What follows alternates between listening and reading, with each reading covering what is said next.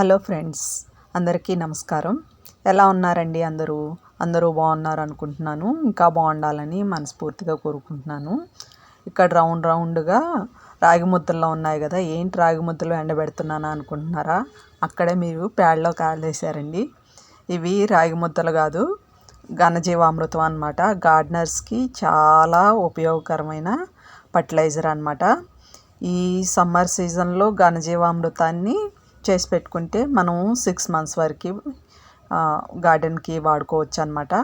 So అందుకని చెప్పి ఈరోజైతే ఘనజీవామృతం ఎలా చేసుకోవాలో చూపిద్దాం అనుకుంటున్నానండి. సో తప్పకుండా చూసేయండి వీడియో.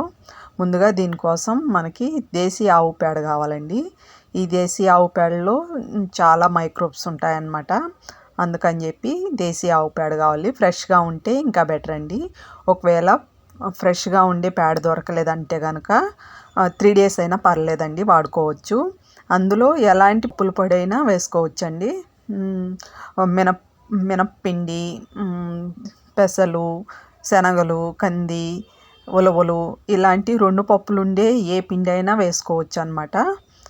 కాకపోతే పల్లీలు, సోయాబీన్స్ తప్పించి మిగతా ఏ పిండిలైనా కలుపుకోవచ్చండి.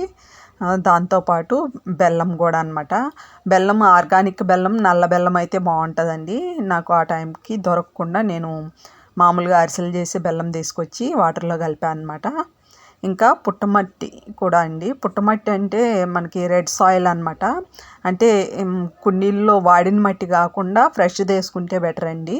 వాడిన మట్టి ఏంటంటే ఒక్కొక్కసారి మనకి కుండీల్లో నెమటోడ్స్ వస్తుంటాయి కదా, ఆ మట్టిని మళ్ళీ మనం ఇక్కడ యూజ్ చేసామంటే కనుక మళ్ళీ అన్ని మొక్కలకి వచ్చే ప్రమాదం ఉంటుంది అన్నమాట. అందుకని చెప్పి ఫ్రెష్ రెడ్ సాయిల్ ఉంటే కనుక అది వేసుకుంటే మంచిదండి.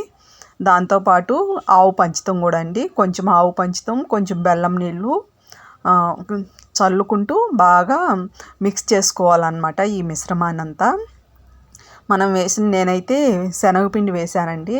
మామూలుగా మన ఇంట్లో పెసలు, మినుములు అలాంటివి ఏమన్నా పాడైపోయి ఉంటే కనుక అవి కూడా పౌడర్ చేసి ఇందులో కలుపుకోవచ్చు అన్నమాట. నేనైతే ఎలాంటి క్వాంటిటీలు తీసుకోలేదండి. అలానే అందాజుగా వేసుకున్నాను అన్నమాట.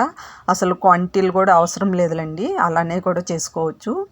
ఇలా మొత్తం కలుపుకున్న మిశ్రమాన్ని ఇలా రాగి ముద్దల్లాగా చేసుకోవాలన్నమాట. వీటిని నీళ్ళలోనే ఆరబెట్టుకోవాలండి. మనము ఘనజీవామృతం చేసుకోవటానికి వేసవికాలం అయితే చాలా అనువుగా ఉంటుందండి. ఎందుకంటే వేసవికాలంలో మనం చేసుకునేటివి తొందరగా ఆరుతాయి. అదే మనము వర్షాకాలంలో అయితే అస్సలు చేసుకోలేము. చలికాలంలో అయితే కనుక అవి తొందరగా ఆరవన్నమాట, కొంచెం లేట్ అవుతుంది. ఈ వేసవికాలంలో చేసుకుంటే తొందరగా ఆరిపోతాయి. వీటిని స్టోర్ చేసుకొని మనము 6 months వరకు వాడుకోవచ్చండి. ఇవి 3 daysకే మనకి రెడీ అయిపోతాయి అన్నమాట. కాకపోతే ఎండలో పెట్టకుండా నీడకే గాలి తగిలేటట్టు ఆరబెట్టుకోవాలండి. ఇవి మనం మంచి రిజల్ట్స్ రావాలంటే కనుక మనం బియ్యం కడిగిన నీళ్ళు ఉంటాయి కదా, ఆ కడుగు నీళ్ళల్లో మనం వీటిని ఒక 2 days నానబెట్టి మొక్కలకి ఇచ్చుకున్నామంటే పూత దశలో ఉన్నప్పుడు పిందులు నిలబడటానికి, పువ్వులు కాపు బాగా రావటానికి ఇది చాలా బాగా యూజ్ అవుతుంది అన్నమాట. వీటిని మాత్రం నీడకే ఆరబెట్టుకోవాలండి. ఇది మనకి గార్డెనర్స్కి అయితే అమృతం అని చెప్పుకోవాలి. ఆవు ఎంత శ్రేష్టమో ఆవు పేడ కూడా అంత శ్రేష్టం కదా. ఆవు పాలు కానీ, ఆవు నుంచి వచ్చే ఎలాంటి ఉత్పత్తి అయినా మనకి చాలా బెనిఫిషియల్గా ఉంటుందండి. సో ఈ ఘనజీవామృతం మీరు కూడా ట్రై చేయండి. ఈ వీడియో మీకు నచ్చిందనే అనుకుంటున్నాను. గార్డెనర్స్కి అయితే చాలా వాల్యుబుల్ అని చెప్తానండి. ఈ వీడియో మీకు నచ్చినట్టయితే తప్పకుండా లైక్ ఇవ్వండి. ఇది యూజ్ అవుతుంది అనుకుంటే మీ ఫ్రెండ్స్కి, ఫ్యామిలీ మెంబర్స్కి కూడా షేర్ చేయండి. ఈ వీడియో ఎలా ఉందో మీ కామెంట్ ద్వారా తెలియజేయండి. మళ్ళీ మంచి కంటెంట్ వీడియోతో మళ్ళీ కలుద్దాం. అప్పటి వరకు సెలవు. Thanks for watching. అందరూ బాగుండాలి, అందులో మనమందరం ఉండాలి.